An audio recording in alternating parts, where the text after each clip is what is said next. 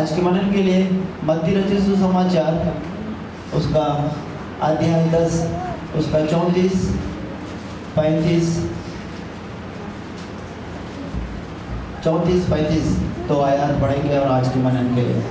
यह न समझो कि मैं पृथ्वी पर मिलाप कराने आया हूँ।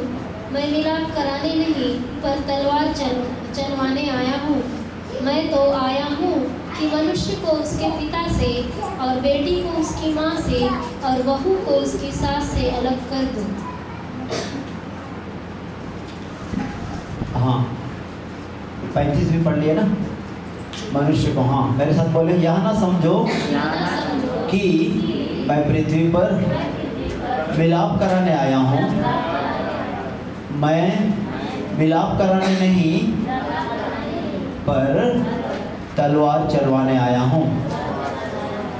मैं तो आया हूँ कि मनुष्य को उसके पिता से और बेटी को उसकी माँ से और बहू को उसकी सास से अलग कर दो।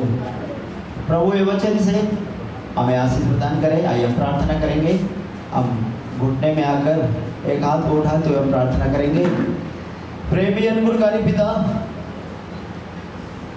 एक बार फिर आपके पास आते हैं पिता। आज उस भाग में आए जो आपका जीवित वचन से मनन करने का। पिता, बोलने वाले तो कोई भी हो सकते हैं, वचन आपका है। आप बोलिए, हम सुनेंगे। आज जो बातें हमारे लिए रखे हैं पिता, हम स्वर्गीय बातें ही सुनना चाहेंगे। अब पृथ्वी का एक भी बात नहीं सुनना चाहते पिता। आप हमसे बातें कर।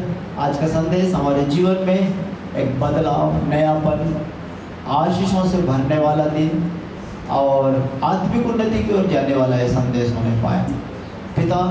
अपने बच्चों से जो प्यासे हैं, एक एक से आप बात कर। मेरे मुंह को माध्यम बना और आप बात कर। मैं भी कुछ सीखना चाहूँगा पिता। आप बोलिए, हम सुनेंगे। यहाँ होने वाली सब बातों में महिमा आपको ही मिले। प्रार्थना उद्धार करता यीशु के नाम से मांगते हैं, आमीन, आमीन, आमीन। आइए प्रार्थना पूर्वक अपने स्थानों में बैठें। जोर से एक बार हालेलुया बोलिए। हालेलुया। प्रभु यीशु आरंभ से, आदि से ही उसकी योजना बाइबल से हमें प्रकट किया, हमसे बातें किया। वो इस सृष्टि को बनाने के पीछे उसका क्या एक योजना है। सृष्टि को बनाने के बाद 6वें दिन मनुष्य को बनाया। अब मनुष्य को आज्ञा देते आया और मनुष्यों के बीच वो कुछ एक जाति, इब्राहिम को अलग किया, उसे एक जाति बनाया। बोला कि ये वंश का मैं हूँ, ये मेरे लोग होंगे, मेरे लोग होंगे। इसके द्वारा मैं जाना जाऊँगा कि मेरे लोगों के द्वारा मैं जाना जाऊँगा कि ये मेरे लोग हैं, मैं उसका परमेश्वर हूँ। मनुष्यों के अंदर अपने आत्मा डालकर वो अपने स्वभाव में बढ़ाते हुए लोग जाने कि सृष्टिकर्ता कोई है। उसके लिए परमेश्वर ने आरंभ से लेकर ही आश्चर्य कर्म किए, हमसे आज्ञा दिए, आज्ञा उल्लंघन से सजा भी दिए और स्वयं मनुष्य बन के आए ताकि लोग उनके बीच में चला फिरा करें और उसके बलिदान के द्वारा बहुत से लोग बचाए जाएं।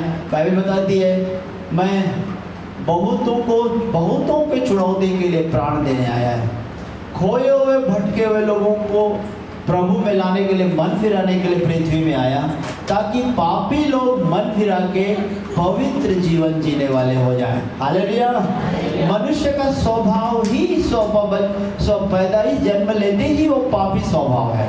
वो स्वभाव को बदल कर अपनी आत्मा डालकर वो अपने संतान बनाने के लिए आया। आज बाइबल बताती है, मैं तो आया कि मिलाप कराने नहीं। अब आपको थोड़ा ऐसा लग रहा होगा, लेकिन वचन पे लिखा है तो उसे संदेश में हम देखेंगे, सीखेंगे। मिलाप कराने, मिलाने के लिए, अलग ही मिलाने के लिए आए। लोगों को किससे मिलाने के लिए आए? पापियों को मन फिरा के आपके साथ मिलाने के लिए, लेकिन अलग करने के लिए आया। तलवार चलाने आया। बोला इसका मतलब क्या है? तलवार अलग करता है। वो लोग लास्ट में अलग हो जाएंगे। अविश्वासी लोग जो अंधकार के राज्य में जिन्होंने चलते हैं। मन फिराओ, परमेश्वर का राज्य निकट है। क्या मतलब है?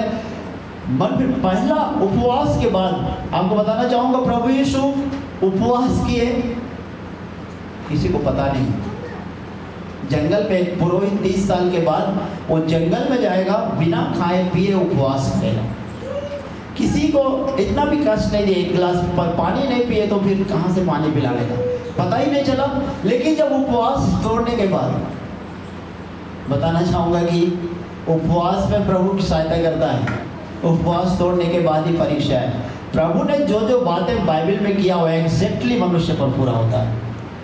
प्रभु पर जो हुआ वो आप पर एग्जैक्टली होगा, लेकिन कब? जब उसके अनुसार चलेंगे। उपवास के बाद परीक्षा हुआ ना, तो मुझे भी उपवास के बाद मैं हल्का थोड़ा सा भोजन लेने में, दलिया का थोड़ा सेमी लिक्विड लेने के वजह, पूरा लिक्विड लेने की वजह से थोड़ा सा सेमी लिक्विड लिया। कल से दिन भर से रात भर से दस्त हो गया। टैबलेट खाना पड़ा। उस 40 दिनों में टैबलेट के हर परिस्थिति में मुझे सहायता किया। उपवास के बाद परीक्षा हो। प्रभु यीशु सीधे आए, यरदन में आने के बाद लोग जाने, और हम इससे पहले बपतिस्मा लेने के पहले शैतान आपका परीक्षा, मैं सही हूं क्या? मत्ती रचित सुसमाचार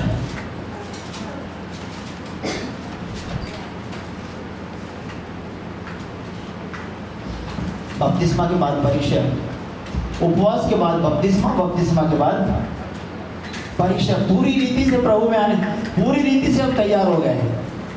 तैयार होने के बाद परीक्षा हुआ। ये परीक्षा में जयवंत, हमको इस परीक्षा में जयवंत होना है। मैं विषय पर फिर आना चाहता हूँ। वो किसके बीच तलवार चलाना चाहते हैं? प्रभु यीशु का पहला संदेश, मन फिराओ, स्वर्ग राज्य निकट, स्वर्ग का राज्य निकट। यूहन्ना भी इसी से प्रचार किया, प्रभु यीशु भी इसी से प्रचार किया। मन फिराओ किसके लिए? वो मन जो पैदा हुए, जो मन आपके अंदर है, उस मन से आज आपको फिराना है, प्रभु की ओर मन को ले जाना है। एक हर व्यक्ति के लिए मन को आपको फिराना होगा, प्रभु की ओर मन को लगाना, क्योंकि स्वर्ग का राज्य निकट है। क्या है स्वर्ग राज्य? प्रभु यीशु जहाँ है, जिसके जीवन में प्रभु यीशु है, उसका राज्य, उसके जीवन में प्रभु का राज्य आ गया है। जिसके जीवन में नहीं है, वो अंधकार के राज्य में है। दो साम्राज्य काम करते हैं हमारे जीवन में। जब तक आप प्रभु को नहीं जाने, unless you know the God, you walking in the dark, you are not knowing where are you going. आप कहाँ जा रहे हो आपको पता नहीं, आपका अगला कदम कहाँ है ये आपको पता नहीं है। लेकिन आप जब उजियाला में चलते हैं, यीशु पर विश्वास करते ही आप ज्योति में चलना होते हैं, आप ज्योति के संतान होते हैं। आपका राज्य, प्रभु का राज्य आपके जीवन में आया। एक उससे पहले अंधकार का राज्य है, विश्वास करते ही प्रभु का राज्य है। अगर आपको बोला कि मन फिराओ परमेश्वर का राज्य है, तो आप, परमेश्वर आपके साथ है, आप उजियाला में चलने वाले हो। हालेलुया। आप जब उजियाला में चलोगे तो आपका आगे कल परसों क्या जीवन पूरा आपको दिखाएगा कि आप किधर जा रहे हो। प्रभु जैसे चाहा वैसा आप, क्योंकि आप जीवन पाने की ओर जा रहे हो, जीवन की ओर चलते हो। Hallelujah, hallelujah. तो प्रभु यीशु सिखाते हैं कि मन फिराओ, परमेश्वर का राज्य निकट, स्वर्ग का राज्य निकट। यानी जिसके जीवन में प्रभु आते हैं, उसके जीवन में परमेश्वर का राज्य भी है। अब प्रभु पवित्र है, आत्मिक राज्य है। आत्मिक राज्य में आत्मा के अनुसार चलते हैं, प्रभु उसका मालिक होता है। जब आप प्रभु को अपना जीवन देते हैं तो प्रभु उसका मालिक होता है। यानी माँ अगर विश्वास नहीं करती है, बेटी करती है, दोनों के बीच तलवार चलेगा। अगर बेटी विश्वास नहीं करती, माँ करती है, दोनों एक साथ नहीं रहेंगे, अलग करेगा। ये वचन के अनुसार हमारे परिवार के बहुत से लोग हैं घर में, सांसारिक परिवार से बढ़कर आत्मिक परिवार होता है। हालेलुया। आज हम एक साथ बैठे क्योंकि हमारे कई बहुत से माता पिता घर में हैं, अलग हुए ना, रहते तो हैं, आत्मिक क्षेत्र में हैं, अलग हैं। अभी अगर प्रभु आ जाए, अगर वो लोग विश्वास नहीं किए तो हमसे अलग ही हो जाएंगे, अलग ही है। विश्वास करके विश्वास योग्य लोगों के बीच और विश्वास नहीं किए हुए लोगों के बीच वो तलवार चलाने के लिए आए। वो तलवार आज चलाते, बाइबल बताती है, मैं अंत में भेड़ और बकरियों दोनों का अलग करूँगा। यानी भेड़ों को बकरियों से भेड़ों को, भेड़ उसके लोग हैं, बकरियां उसके लोग नहीं हैं। दाहिने और भेड़ों को और लेफ्ट साइड बाइने और बकरियों को। तो दाहिने और वालों के लिए लगा, आदि में तुम्हारे लिए जो रखा है, आओ मेरे धन्य परमेश्वर के पुत्रियों, तुम्हारे लिए जो रखा है उसके वारिस हो जाओ। कौन? जो सुनकर मानते हैं। हालेलुया। प्रभु आज भी अलग करने वाला प्रभु है। अगर हम आज अगर विश्वास में नहीं है, पक्का विश्वास में नहीं है, तलवार चलाएगा हमारे बीच। इसलिए बोला, मैं आया हूँ मिलाप कराने नहीं, अलग करने आया हूँ। वो तलवार सबको बचना, वो तलवार हमारे ऊपर नहीं चलेगा, विश्वास करने वालों पर, उनमें और हमें अलग करेगा। हमारी प्रार्थना होना है कि वो हमारे लोग होना है। Hallelujah, hallelujah. अब इसमें हम अलग कैसे जीवन जिए? हमारा जीवन औरों से अलग कैसे हो सकता है? औरों से अलग होने के लिए हमको दिनों दिन बढ़ते जाना पड़ेगा, स्वभाव में हमको बढ़ना पड़ेगा। जब आप जितना प्रभु को जानने का कोशिश करोगे, उतना आपके पास तकलीफ आते जाएंगे, लेकिन वो सारे तकलीफ हटते भी जाते हैं। हालेलुया। प्रभु कई तरह से लाके देखा है, पारिवारिक समस्या लाके देखा, शारीरिक समस्या लाके देखा, ऑफिशियली परेशानी लाके देखा, सामाजिक समस्या लाया, हर तरह से लाता है। रोज हमको समझ में नहीं आ रहा है कि जो समस्या कॉलोनी के भी एक समस्या लाया, हर प्रकार का समस्या लाया, जिसके बारे में सोचे ही नहीं, उसके बारे में एक व्यक्ति के लिए प्रार्थना किया हूँ। और व्यक्ति अक्सर अगेंस्ट में बात करता है। तो क्या हुआ, उसका बेटा स्कूल नहीं जाता है। वो जितने स्कूलों में भर्ती किए, ओरिजिनल टीसी 2 है। आपको बताना चाहूँ, ओरिजिनल टीसी 2 नहीं रहता है, एक ही रहता है। जहाँ दोगे वहाँ से फिर एक मिलेगा, 2 टीसी नहीं, उसके पास 2 टीसी है। वो जाता ही नहीं। इस दिन फ़ोन किए मेरे पास, बोला 3 दिन से कॉल आ रहा है, क्या है? और रिसीव कर रहा हूँ।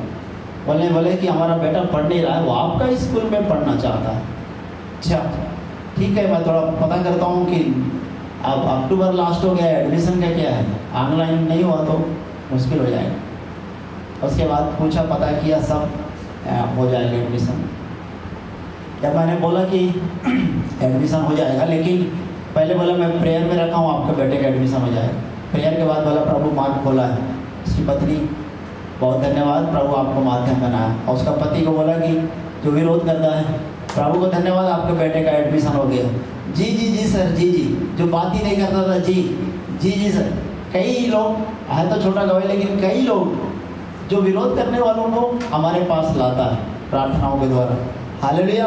तो कई प्रकार का आपत्ति विपत्ति डाल के देखा, लेकिन शारीरिक रूप से भी कमजोर करके देखा, लेकिन वो जयवंत नहीं हुआ। आज करेगा कुछ भी करे शैतान, होना काम तो होना प्रभु का ही। Hallelujah, hallelujah. जो भी युक्तियां जितना भी चलाए, if you walk in the walk with the God, क्या वी फेथफुली, जंग कभी हारोगे नहीं। हालेलुया। जिसके आगे आगे चलता यहोवा, जिसके दिलों में, थोड़ा ऐसा करो, जिसके दिलों में बसता यहोवा, वो जंग कभी हारता नहीं, वो जंग कभी हारता नहीं। हालेलुया। एक्चुअली कुछ बातें हैं, हम जो हमारे पास है उस चीज से ऊपर कुछ है। जब हम समझेंगे, ध्यान से सुनिएगा, पिता स्वर्ग में वो इस बात को जाना, जिस प्रजा को बनाया है वो प्रजा और एक बेटा, सुनिए ध्यान से सुनिएगा, उसके पास 2 चीज है। एक सृष्टि है, सृष्टि में मनुष्य भी हैं, और एक बेटा भी है। ये सृष्टि मनुष्य पाप में गिरा और इसको बचाने के लिए बेटा चाहिए, बेटा को देना पड़ेगा। बिना लहू बहाए पापों की क्षमा नहीं है। उसके पास दो चीजें हैं, प्रॉपर्टी तो ये भी है वो भी है, लेकिन अगर मान लो बेटे को नहीं भेजेगा ये नहीं बचेंगे। जो अपने स्वरूप में हाथों से बनाया सृष्टि वो नहीं बचेगा। इससे बढ़कर और कुछ नहीं, बेटे से बढ़कर ये मनुष्य को ऊपर रखा है, समझते जाइएगा। उसके पास दो चीज है, सृष्टि हम लोग मनुष्य हैं, बेटा भी है। अगर बेटे को नहीं भेजेगा ये नहीं बचेंगे, इसको बचाना है तो बेटे को भेजना पड़ेगा। भेजा, सृष्टि हम लोग से अपने बेटे से ज्यादा हम उसके दृष्टि में महत्वपूर्ण है। हालेलुया। इसको समझ में आया वो आदर कर सकते हैं। जब वो समझ गया कि ये सृष्टि बेटे से इंपॉर्टेंट है इसलिए तो बेटे को दिया ना। आपके पास 20,000 का मोबाइल है, उसको आप दोगे तो एक 25,000 का है, एक्सचेंज भी करेंगे। समझो आपके पास 25,000 रुपया है और दुकान में मोबाइल भी है।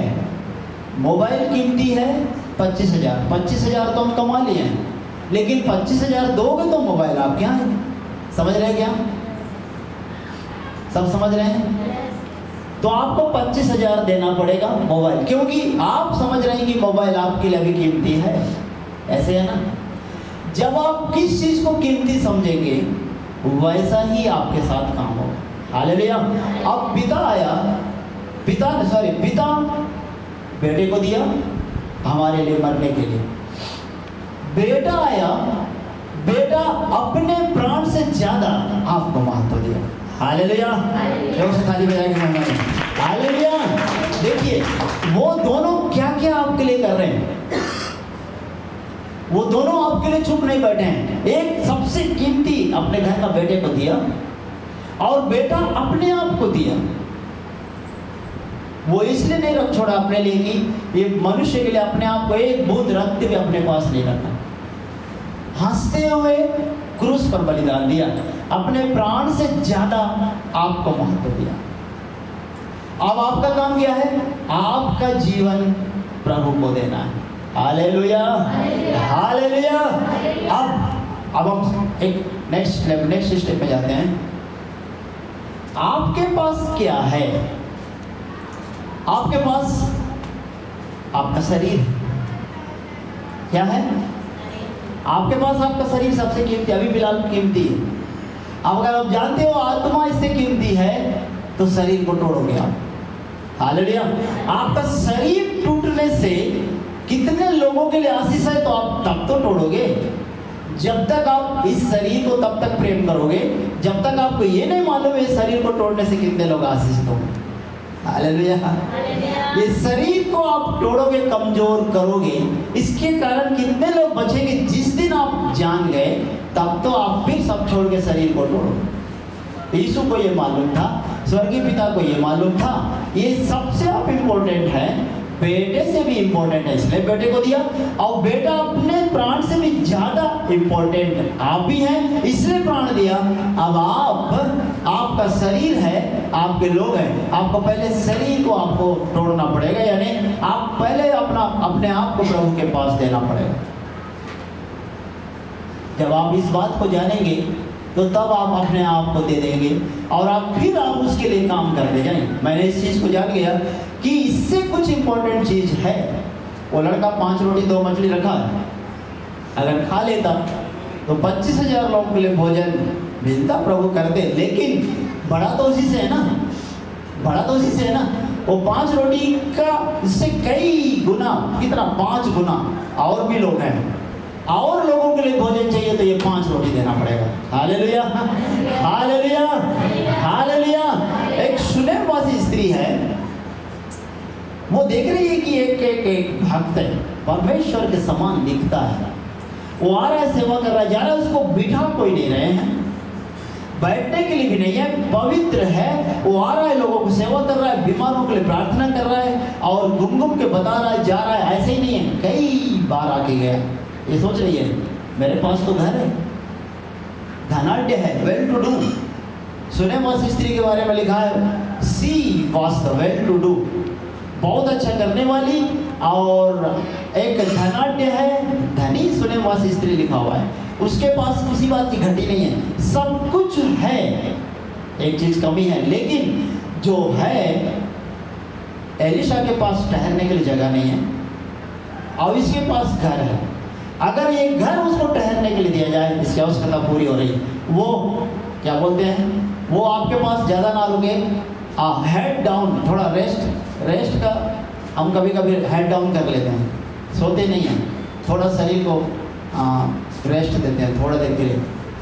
तो कुछ तो करे। एलिशा अगर अपने घर में आके रुका तो वहाँ बड़े आश्चर्य कर्म होंगे। वो ये सोची कि क्यों ना अपने घर में एक बिस्तर लगाया जाए, एक चेयर लगाया जाए, एक दीवार लगाया जाए और क्या एक लैंप भी है, खाट है, कुर्सी है, दीवार है और एक क्या पढ़ने के लिए, बैठने के लिए कुर्सी, टेबल, दीवार और एक क्या चौथा, हाँ नहीं बिस्तर है, कुर्सी है और क्या, हाँ लैंप है, 3 और